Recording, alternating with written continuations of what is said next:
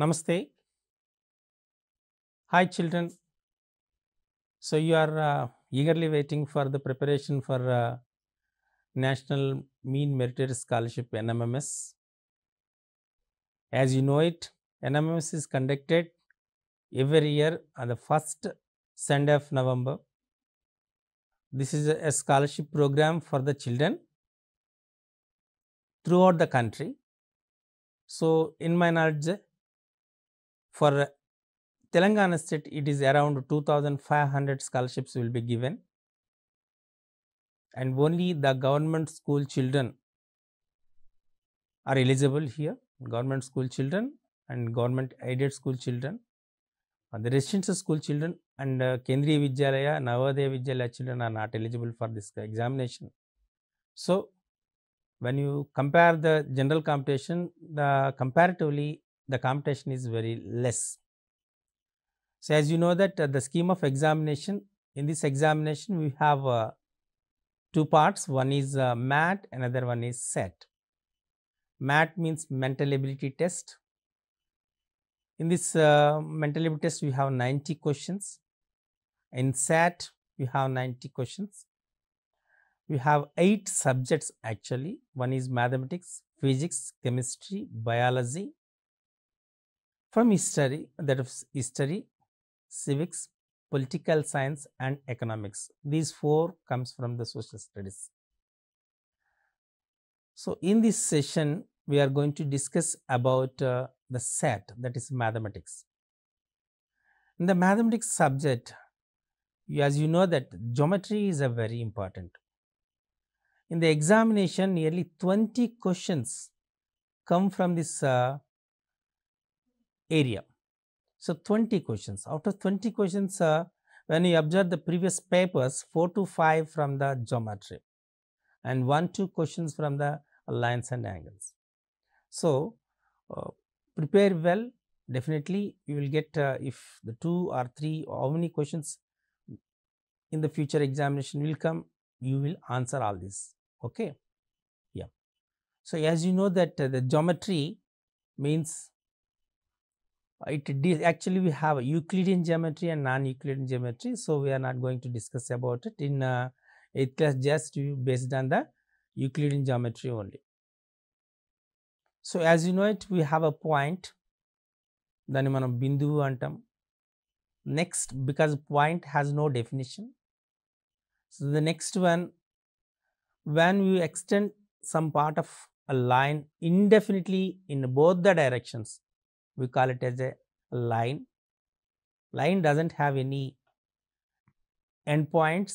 At the same time, there is no particular length, because if there is no endpoints, obviously there is no definite length. Correct? Okay. So, we can call it as straight lines, curved lines. మనకు వక్రరేఖలు, సరళ రేఖలు అని ఉంటాయి. వాటిని గురించి ఇప్పుడు discuss చేద్దాం. వీటితో పాటు యాంగిల్స్ కూడా డిస్కస్ చేద్దాం. ఈ లైన్స్ అండ్ యాంగిల్స్ పైన ఏ విధమైన ప్రశ్నలు ఇస్తారో వాటిపైన ఎలా ప్రాక్టీస్ చేయాలనేటువంటి చూడాలి. నేను బైలింగ్వల్లో వెళ్తున్నాను, అంటే ఇంగ్లీషు తెలుగు మధ్య మధ్యలో తెలుగు ఇంగ్లీష్లో, ఎందుకంటే మొత్తం తెలంగాణ స్టేట్లో చాలామంది తెలుగు మీడియం పిల్లలు అలాగే ఇంగ్లీష్ మీడియం పిల్లలు కూడా రాస్తూ ఉన్నారు. కాబట్టి సో వాళ్ళకి అనుగుణంగా అవసరమైన సందర్భంలో తెలుగు ఉపయోగించి మిగతా సందర్భాల్లో ఇంగ్లీష్లో మీకు ఈ కాన్సెప్ట్ని ఇవ్వడానికి ప్రయత్నం చేస్తాను. So lines and angles are both basic shapes in geometry. Just now I said. So lines, angles, so closed figures, open figures ఇలా ఉన్నాయి. సో వీటిని అన్నింటినీ మనం డిస్కస్ చేసే ముందు ఫస్ట్గా మనం డిస్కస్ చేయవలసింది లైన్ సెగ్మెంట్. లైన్ సెగ్మెంట్ అంటే రేఖాఖండము తెలుగులో. ఇది a line segment is a part of a line with 2 end points. It is the shortest distance between 2 points and has a fixed length. So ఈ మనం దీన్ని తీసుకుంటే ఈ మొత్తాన్ని ఎల్ అనిగా అని చెప్పొచ్చు. ఈ మొత్తం లైన్ ఎల్ అని ఒక నేమ్ పెట్టి చెప్పొచ్చు. దీనిలో so there is no end points. Correct. But when you consider part of a line, this part, this one we simply call it as a line segment. In the name only we call it as a line. A line segment has two endpoints. It has a definite length. So clear? దీన్ని రేఖాఖండం అంటాము. రెండు స్థిర బిందువుల మధ్య ఉన్నటువంటి కనిష్ట దూరాన్ని మనం లైన్ సెగ్మెంట్ అంటే. ఇక్కడ మీకు డెఫినేషన్స్ అనేది పెద్దగా అవసరం లేదు, కానీ ఆ కాన్సెప్ట్ అనేటువంటిది చాలా అవసరం. నెక్స్ట్ ద రే, తెలుగులో అయితే కిరణము అంటారు. A ray is a part of a line which has a starting point and extends infinitely in one direction. మీరు చూసారు రేఖాఖండానికి టూ ఎండ్ పాయింట్స్ ఉన్నాయి. అదే కిరణానికి ఒకే ఎండ్ పాయింట్ ఉంది. ఇక్కడ ఓ అనేటువంటిది కిరణం, ఇది కిరణానికి end point, one end point. A అనేటువంటి అదర్ పాయింట్ ఇక్కడ. సో ఇది ఇట్ ఎక్స్టెండెడ్ టు ఇండెఫినిట్, అనంతంగా పొడిగించబడింది అని చెప్పడు. ఇక్కడ నుండి రెండు కిరణాల సముదాయాన్ని సింపుల్గా ఇది ఒక కిరణం తీసుకోండి, ఓఏ అనుకోండి. అలాగే ఇంకొక కిరణం తీసుకోండి, ఓబి అనుకోండి. రెండు కిరణాల సముదాయాన్ని మనం సింపుల్గా కోణము, ఇంగ్లీష్లో యాంగిల్ అంటారు. కిరణాల సముదాయాన్ని కోణము. The union of two rays is set to be an angle. ఇది కోణానికి సంబంధించిన నిర్వచనం. మనం డిఫరెంట్ కైండ్స్ ఆఫ్ లైన్స్ ఇప్పుడు డిస్కస్ చేద్దాం. The first one is perpendicular lines. వీటిని నార్మల్ లైన్స్ అని కూడా అంటారు. తెలుగులో లంబరేఖలు అంటారు. When two lines form a right angle with each other by meeting at a single point are called a perpendicular lines. In the figure you can see lines AB and CD are perpendicular to each other. పరస్పరము ఒకదానికొకటి లంబంగా ఉన్న రేఖలని లంబరేఖలు అంటారు. So ఇక్కడ మనం AB అనేటువంటి ఒక రేఖని, CD అనేటువంటి ఒక రేఖని చూస్తే ఆ రెండు ఎక్స్ అనే బిందువు వద్ద వాటి మధ్య ఉన్న కోణం 90 డిగ్రీలుగా చేయబడుతుంది. ఆ రెండింటి మధ్య కోణము 90 డిగ్రీలు అయితే దాన్ని మనం పరస్పరం లంబంగా ఉన్న రేఖలు అంటారు. వాటి నార్మల్ లైన్స్ అని కూడా అంటారు. ఇప్పుడు మనం ఎల్ అనేటువంటి అక్షరం తీసుకున్నాం అనుకోండి, ఈ ఎల్ అనే అక్షరంలో ఇదొక రేఖగాను ఇదొక రేఖగాను మనం పరిగణిస్తే వాటి మధ్య కోణం కూడా 90 డిగ్రీలు అవుతుంది. అంతేనా? సో ఈ రకంగా మనం లంబరేఖలు అంటే if the angle between two lines is 90 degrees then those lines are said to be perpendicular lines అని చెప్పచ్చు. Next kind is parallel lines. తెలుగులో సమాంతర రేఖలు అంటారు. Two lines are said to be parallel when they do not meet at any point in a plane or which do not intersect each other. In the figure the lines PQ and RS are parallel to each other. ఇక్కడ PQ RS అనేటువంటి రెండు లైన్స్ని మనం చూపించాం. ఒకదాన్ని L అనుకోండి, ఇంకొక దాన్ని M అనుకోండి. అప్పుడు ఆ రెండు సమాంతరంగా ఉన్నాయి కాబట్టి సింబాలికల్గా మనం ఏమంటాం, L is parallel to M అనేటువంటి సింబాలికల్గా రాస్తాం. సాంకేతిక పరంగా రాయాలంటే L is parallel to M అంటారు. ఓకే, సో ఈ ప్యారలల్ లైన్స్ అనేటువంటివి మనం చాలా ఎగ్జాంపుల్స్ కూడా మనం చెప్పచ్చు. ఇప్పుడు రైలు పట్టాలు తీసుకున్నారనుకోండి, అవి ప్యారలల్గా ఉంటాయని చెప్పచ్చు. కిటికీ ఓచలు తీసుకున్నారనుకోండి, అవి ప్యారలల్గా ఉన్నాయని చెప్తాం. ఇంకా చెప్పాలంటే మన భూమి పైన మనకి ఈ రేఖాంశాలు అక్షాంశాలు గీయబడుతుంటాయి కదా, మనం ఒక నిర్దిష్ట ప్రదేశంలో చూస్తే ఆ రేఖలు సమాంతరంగా ఉన్న రేఖల్లాగా కనబడుతుంటాయి. సో ఇవి సమాంతర రేఖలకు ఉన్నటువంటి ఎగ్జాంపుల్స్ అన్నమాట. And the next one is transversal line. తిర్యగ్ రేఖ అంటారు. తిర్యగ్ రేఖ అంటే when a line intersect two lines at a distant points it is called a transversal. In the figure a transversal is L is intersecting two lines. This is L, it intersecting these two lines at P and Q. ఏవైనా రెండు రేఖలని వేరు బిందువుల వద్ద ఖండించే రేఖని మనము తిర్యగ్ రేఖ అంటారు. తిర్యగ్ రేఖ అనేది చాలా ఇంపార్టెంట్ అనమాట. అయితే ఇక్కడ మీకు కొంత మిత్ అనేటువంటిది అపోహ కలిగే కూడా ఛాన్స్ ఉంటుంది. తిర్యగ్ రేఖ అనేది కేవలము సమాంతర రేఖలని ఖండించే రేఖనే మనం తిర్యగ్ రేఖ అంటామని భావించకూడదు. ఏవైనా రెండు రేఖలు తీసుకుంటే ఆ రెండు రేఖలని వేరు బిందువుల వద్ద ఖండించే రేఖని మనం తిర్యగ్ రేఖ అంటాం అనేటువంటిది గుర్తుంచుకోవాలి. Okay, next one concurrent lines. వీటిని మిలిత రేఖలు అంటారు. When two or more lines passes through a single point in a plane, they are concurrent with each other and are called concurrent lines. A point which is common to all these lines is called simply the point of concurrency. మిలిత బిందువు అంటారు. Okay, so ఈ మిలిత రేఖలు చాలా ఉన్నాయి. వృత్తం తీసుకున్నారనుకోండి, ఈ వృత్తములోని వ్యాసాలు మిలిత రేఖలు. ఆ మిలిత బిందువునే మనం వృత్త కేంద్రము అంటారు. త్రిభుజం తీసుకున్నారనుకోండి, త్రిభుజంలో చాలా మిలిత రేఖలు వస్తాయి. ఒక త్రిభుజంలో భుజాల లంబ సమద్విఖండన రేఖలు మిలిత రేఖలు. ఈ మిలిత బిందువుని పరివృత్త కేంద్రము ఎస్ అంటారు. అలాగే త్రిభుజములో కోణాల సమద్విఖండన రేఖలు కూడా మిలిత రేఖలే. ఈ మిలిత బిందువుని అంతరవృత్త కేంద్రము ఇన్ సెంటర్ అంటారు. అలానే త్రిభుజములో ఉన్నతలు తీసుకుందాం, అంటే లంబాలని. లంబాలు కూడా అంటే ఒక శీర్షం నుండి ఎదుటి భుజానికి గీయబడినటువంటి లంబరేఖని మనము ఉన్నతి అంటారు. ఇవి కూడా మిలిత రేఖలే. వీటిని ఈ మిలిత రేఖ అంటే ఈ మిలిత బిందువుని లంబ కేంద్రము ఓ అంటారు. అలానే త్రిభుజం యొక్క ఏదైనా శీర్షం నుండి ఎదుటి భుజం యొక్క మధ్య బిందువును కలిపే రేఖని మధ్యగతం అంటారు. త్రిభుజానికి 3 మధ్యగతాలు ఉంటాయి. ఈ 3 మధ్యగతాలు కూడా ఖండించుకుంటాయి. ఈ ఖండన బిందువుని గురుత్వ కేంద్రము జి అంటారు. అంటే త్రిభుజంలో చాలా మిలిత రేఖలు ఉన్నాయనే భావన మీకు రావాలి ఈ కాన్సెప్ట్ నుండి. వృత్తములో వ్యాసాలు అనేటువంటివి మిలిత రేఖలుగా పరిగణించాలి. ఆ మిలిత బిందువుని మనం వృత్త కేంద్రము అంటారు. ఒక త్రిభుజములో భుజాల లంబ సమద్విఖండన రేఖల మిలిత బిందువులు, ఆ మిలిత బిందువుని మనము పరివృత్త కేంద్రం అంటారు. ఈ పరివృత్త కేంద్రం అంటే చాలా ఇంపార్టెన్స్ ఉంది దానికి. The circumcenter is equidistant from all the 3 vertices. త్రిభుజ శీర్షాలకి 3ంటికి సమాన దూరంలో ఉంటుంది అనే విషయాన్ని గమనించాలి.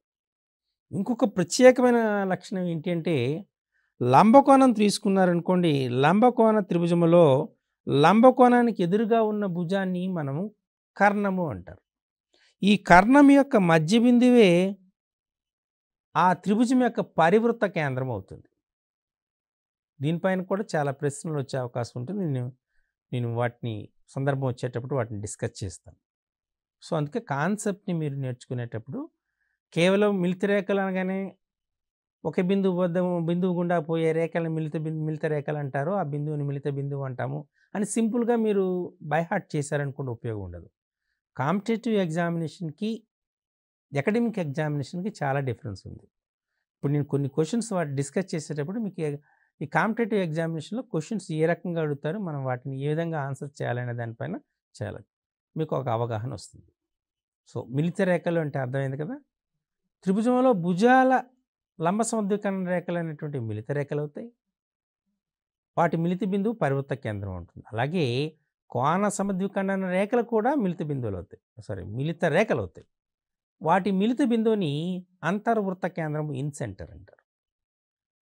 త్రిభుజ మధ్యగతాలు కూడా మిలిత రేఖలు అవుతాయి. మధ్యగతాల మిలిత బిందువుని లేదా ఖండన బిందువుని మనం గురుత్వ కేంద్రము అంటారు, జి అని అంటారు. త్రిభుజ ఉన్నతులు కూడా మిలిత బిందువులు అవుతాయి, మిలిత రేఖలు అవుతాయి. వాటి బిందువు మిలిత బిందువు అవుతుంది. ఆ మిలిత బిందువుని లంబ కేంద్రము అంటారు. సో ఇలా మనకు 4 రకాల కేంద్రాలు వస్తాయి. అందులో త్రిభుజానికి సంబంధించి పరివృత్త కేంద్రము, అంతర్వృత్త కేంద్రము, గురుత్వ కేంద్రము, అలాగే లంబ కేంద్రం. సర్కంసెంటర్, ఆర్థోసెంటర్, ఇన్ సెంటర్ అండ్ సెంట్రాయిడ్. ఇవి మిలిత బిందువులకు సంబంధించినటువంటి నెక్స్ట్ యాంగిల్. ఇప్పుడు ఇంతకు ముందు యాంగిల్ అని చెప్పాను. An angle is a figure formed by two rays called the sides of the angle. These two are called sides of the angles and sharing a common point. This is a common point, end point, and this is called vertex of the angle. The angles formed by these two rays in the plane that contains the rays. This is called angle. This one is called angle. Angle are also formed by the intersection of two planes. These are called dihedral angles. ఇక్కడ మీకు వచ్చిన డిఫరెన్స్ని మీరు అలాగే అంటే just ఎన్రిచ్మెంట్ని గుర్తించాలి. ఒక తలములో రేఖలు లేదా కోణాలు, మనము రేఖ తీసుకున్నాం కదా, రేఖలు తీసుకొని రేఖలు ఖండించుకుంటాయి. ఎప్పుడైతే ఖండించుకుంటాయో అక్కడ మనకు కోణాలు ఏర్పడతాయి. తలాలు కూడా ఖండించుకుంటాయి. తలాలు ఖండించుకుంటే వాటి మధ్య ఏర్పడినటువంటి కోణాన్ని డీహైడ్రల్ యాంగిల్స్ అంటారు. ఇది చాలా ఇంపార్టెంట్. ఓకే, ఇప్పుడు what are the types of angles? Different యాంగిల్స్ని మనం ఇప్పుడు చూద్దాం. అంటే కోణాల్లో రకాలు అని చెప్పాలి. యాక్చువల్గా మనం ఏం చేస్తామంటే బేసికల్లీ మనం కోణాలని కొన్ని రకాలుగా వర్గీకరణ చేయొచ్చు. That is with respect to multiples of 90. 90 యొక్క గుణిజాల ఆధారంగా మనం కోణాలని వర్గీకరణ చేస్తాం. 0 డిగ్రీని శూన్య కోణం అంటారు, అందరికీ తెలుసు, 0 యాంగిల్ అంటారు. 90 డిగ్రీస్ని మనము రైట్ యాంగిల్ అంటాం. రైట్ యాంగిల్ అంటారు. తెలుగులో లంబ కోణము అంటారు. ఈ రైట్ యాంగిల్ 90 డిగ్రీస్ తీసుకున్నారు కదా, రైట్ యాంగిల్. రైట్ 0 కంటే ఎక్కువ, 90 కంటే తక్కువ. మోర్ దాన్ 0, లెస్ దాన్ 90 అలా ఉంటే, if the angle lies between 0 and 90, then the angle is said to be acute angle. 0కి 90 డిగ్రీలకి మధ్య ఉన్న కోణాన్ని అల్ప కోణము అంటారు. మరి 90 డిగ్రీలని లంబ కోణం అంటారు, 0 డిగ్రీలని శూన్య కోణం అంటారు. ఇంకొక సందర్భం ఏమొచ్చింది, ఇప్పుడు 180 డిగ్రీస్ అని వచ్చింది. ఈ 180 డిగ్రీస్ని మనము స్ట్రైట్ యాంగిల్ అంటాము. స్ట్రైట్ యాంగిల్ తెలుగులో సరళ కోణము అంటారు. అంటే మనకు 90 డిగ్రీల నుంచి 180 డిగ్రీల మధ్యలో ఉన్నటువంటి కోణాన్ని అబ్ట్యూజ్ యాంగిల్ అంటారు. అబ్ట్యూజ్ యాంగిల్ తెలుగులో అధిక కోణము అంటారు. ఇప్పుడు మీకు ఒక డౌట్ రావచ్చు, 180 డిగ్రీస్ నుంచి 270కి మధ్యలో ఉన్న కోణాన్ని దాన్ని రిఫ్లెక్స్ యాంగిల్ అంటారు. తెలుగులో అధిక తర కోణం అంటారు. అంటే ఇక్కడ మనం ఏ తరగతిలో ఉంది అని మనం గుర్తించాలి. అంటే with respect to multiples of 90. 90 డిగ్రీల యొక్క గుణకాలని ఆధారంగా మనం కోణాలని వర్గీకరణ చేసాం. 0 డిగ్రీలు ఉందనుకోండి శూన్య కోణం అన్నాం, 90 డిగ్రీలు ఉందనుకోండి లంబ కోణం అన్నాం, 0కి 90కి మధ్యన ఉందనుకోండి దాన్ని అల్ప కోణం అన్నాం, 90 డిగ్రీలకి 180 డిగ్రీలకి మధ్యన ఉంది అనుకోండి దాన్ని అధిక కోణం అన్నాం, 180 డిగ్రీలు అయింది అనుకోండి సరళ కోణం అన్నాం, 180కి 270కి మధ్యలో ఉంది అనుకోండి అధిక తర కోణము అంటారు. అదే 360 డిగ్రీలు ఉందనుకోండి దాన్ని కంప్లీట్ యాంగిల్ అంటారు. సంపూరక కోణము సరే అంటారు, సంపూర్ణ కోణం అంటారు. క్లియర్? సో ఈ రకంగా మనం కోణాలని ఏ తరగతిలోకి వస్తున్నాయి అనేటువంటి చూసి తదనుగుణంగా మనం ఒక్కొక్క కోణానికి ఒక్కొక్క నేమ్ అనేటువంటి పెట్టడం జరిగింది. Okay, and based on the relation between two angles conceptual wise they are. మనము ఇప్పుడు కాన్సెప్ట్ వైజ్ తీసుకుందాం. ద ఫస్ట్ వన్ ఈ సప్లిమెంటరీ యాంగిల్స్. ఈ సప్లిమెంటరీ యాంగిల్స్ని complementary angles, adjacent angles. So ముందు కాంప్లిమెంటరీ యాంగిల్స్ తీసుకుందాం. వీటిని తెలుగులో పూరక కోణాలు అంటారు. పూరక కోణాలు డిస్కస్ చేద్దాం. పూరక కోణాలు అంటే ఏంటండి?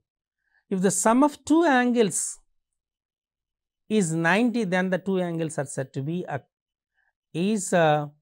complementary angle. 30, 60 తీసుకున్నారు. ఈ 30 plus 60 ఎంత వచ్చింది? 90 వచ్చింది. కాబట్టి 30 and 60 are complementary to each other, complementary angle to each other. Okay. Next one is supplementary angles. Supplementary angles ని సంపూరక కోణాలు అంటారు. సంపూరక కోణాలు. If some of the two angles are said to be is equal to 180, then the two angles are said to be supplementary angles. రెండు కోణాల మొత్తం 180 డిగ్రీలు అయితే ఆ కోణాలని మనం సంపూరక కోణాలు అంటారు. Next adjacent angles. Adjacent angles తీసుకున్నాం. సదృశ కోణాలు, ఒకదానికొకటి ఎదురుగా ఉన్నటువంటి కోణం, సదృశ కోణాలు తీసుకున్నాం. అడ్జసెంట్ ఏకాంతర కోణాలు. Next vertically opposite angles. Vertically opposites యాంగిల్స్ని మనం శీర్షాభిముఖ కోణాలు అంటారు. శీర్షాభిముఖ కోణాలు. వీటి ఏంటి అనేది మనం ఇప్పుడు క్లియర్గా డిస్కస్ చేద్దాం ఒక్కొక్క దాన్ని. First one complementary angles. Complement if two angles with sum up to 90 degrees are called complementary angles. ఇక్కడ మనకు 30 ఇచ్చారు, 60 ఇచ్చారు, అంతే కదా. 30, 60 మనకేమొచ్చింది? 30 plus 60 90 అయింది. కాబట్టి 30. ఫర్ ఎగ్జాంపుల్ 40 degrees ఇచ్చాను అనుకోండి, దీని యొక్క కాంప్లిమెంటరీ యాంగిల్ ఏమవుతుంది? 50. ఎందుచేత 40 plus 50 90. 45 అనేటువంటిది సెల్ఫ్ కాంప్లిమెంటరీ యాంగిల్ అవుతుంది. అంటే దానికి అదే కాంప్లిమెంట్. ఎందుకు? 45 plus 45 which is equal to 90. అదే 10 degrees ఇచ్చామనుకోండి, 80 degrees అనేది కాంప్లిమెంటరీ యాంగిల్. క్లియర్? ఇలా ఇఫ్ అదే ఎక్స్ ఇచ్చారనుకోండి, 90 minus x అనేటువంటిది కాంప్లిమెంటరీ యాంగిల్. ఎందుకు? ఈ రెండింటి యొక్క సమ్ ఏమవుతుంది? 90 అవుతుంది. కాబట్టి కాంప్లిమెంటరీ యాంగిల్స్. అది ఈ రకంగా కాంప్లిమెంటరీ యాంగిల్ని ఫైండ్ అవుట్ చేయడం చేయొచ్చు. Next supplementary angles. If two angles with sum up to 180 degrees are called the supplementary angles. రెండు కోణాల మొత్తం 180 డిగ్రీలు అయితే ఆ రెండు కోణాలని మనము సప్లిమెంటరీ యాంగిల్స్ అంటారు. ఇక్కడ 60, 120 అని రెండు కోణాలు ఇచ్చారు. సో 60 plus 120 ఎంత అయింది? 180 degrees అయింది. కరెక్ట్? ఓకే. ఫర్ ఎగ్జాంపుల్ మీకు 80 ఇచ్చారు, వాటి యొక్క సప్లిమెంటరీ యాంగిల్స్ ఎంత అవుతుంది? 110 అవుతుంది. 80 plus 180 190 100 అవుతుంది కదా. 80 plus 100 is 180. అదే 30 ఇచ్చారనుకోండి, 150 అవుతుంది. సో ఇక్కడ దీనికి ఇంకొక పేరు కూడా ఉంది. యాక్చువల్గా మీరు అబ్జర్వ్ చేశారో లేదో, this has a common vertex,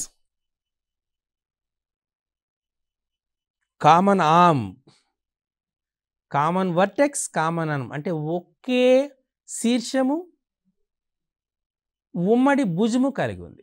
ఒకే శీర్షము, ఉమ్మడి భుజము కలిగినటువంటి ఈ సంపూరక కోణాలని మనము లీనియర్ పెయిర్ అంటారు. ఇది గుర్తుపెట్టుకోవాలి మీరు. లీనియర్ పెయిర్, తెలుగులో రేఖీయ ద్వయము అంటారు. Linear pair. ఇప్పుడు 30, 150 తీసుకున్నారు.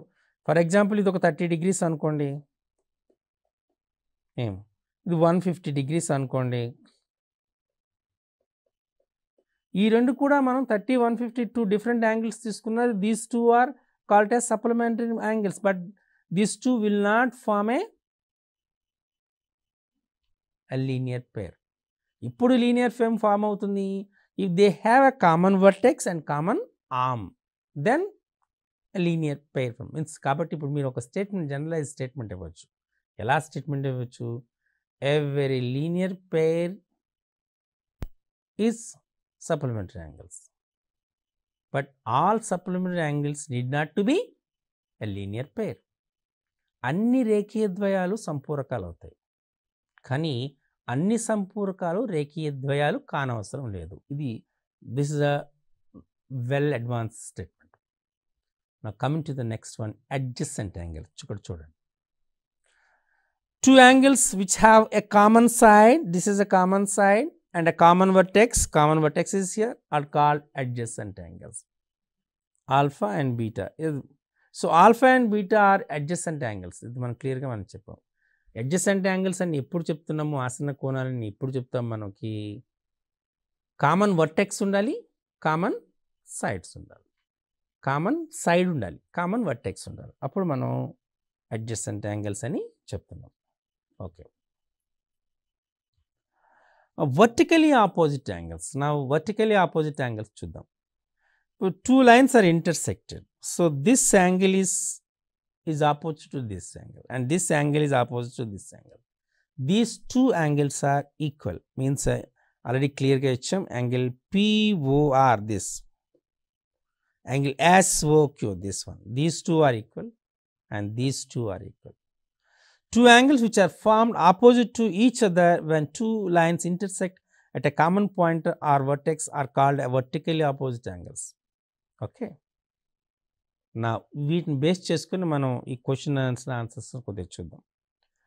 In the figure L is parallel to M and a line T intersect lines L and M at P and Q respectively. Find the sum 2a plus b అని ఇచ్చాడు ఇక్కడ కదా. మనకు ఏం చేశాడు ఇక్కడ మీరు చూస్తే ఈ టూ లైన్స్ అనేటువంటివి ఎప్పుడైతే ఈ టూ లైన్స్ అనేటువంటి ఈ రెండింటిని మనం సింపుల్గా ప్యారలల్ లైన్స్ అని అనొచ్చు. క్లియర్గా ఇచ్చాడు, క్లియర్గా L is parallel to M, కాబట్టి ఈ యాంగిల్కి ఈక్వల్ అవుతుంది. ఈ angle plus angle a equal to 132 అవుతుంది. సో మనం సింపుల్గా అప్పుడు ఏం చెప్పొచ్చు ఇక్కడ, angle a is equal to 132 degrees. వీటిని సింపుల్గా కరస్పాండింగ్ యాంగిల్స్ అంటారు. క్లియర్? ఓకే, ఇక్కడ మనకు 132 యాంగిల్ బి, ఈ b is equal to also 132 అవుతుంది. ఎందుచేత ఇప్పుడే చెప్పుకున్నాం, వర్టికలీ ఆపోజిట్ యాంగిల్స్, ఈ రెండు వర్టికల్లీ ఆపోజిట్ యాంగిల్స్ కదా. సో కాబట్టి దీని ప్రకారం మనకి ఏమవుతుంది, 2a ప్లస్ బి అంటే 2a 2 times of 132 plus b 132. 2 times of 132 అంటే ఎంత వస్తుంది, 264, ఇక్కడ ప్లస్ 132, సింప్లీ 396 degrees అవుతుంది.